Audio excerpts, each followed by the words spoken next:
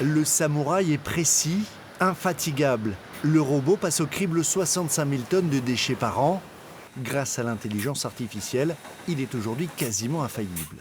En entrée, il va pouvoir reconnaître les objets qui sont à trier grâce à une intelligence artificielle qui va lui permettre de distinguer les éléments qui sont des erreurs de tri et les éléments qui sont à conserver. Lui, il va avoir une performance de l'ordre de 90% entre l'entrée et la sortie.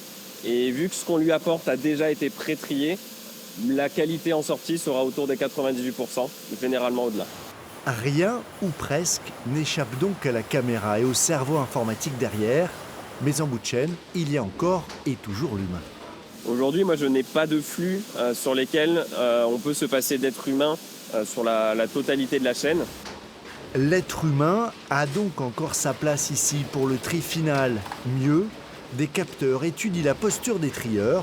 L'intelligence artificielle est aussi au service des salariés.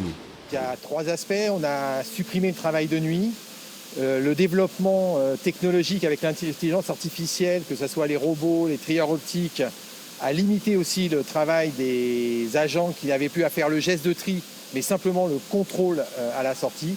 Et puis, il y a un gros travail d'étude de la position des agents, du contrôle de la position des agents à la sortie pour être sûr qu'ils font les bons gestes et qu'ils ne se retrouvent pas en difficulté pour bien installer leur poste de travail.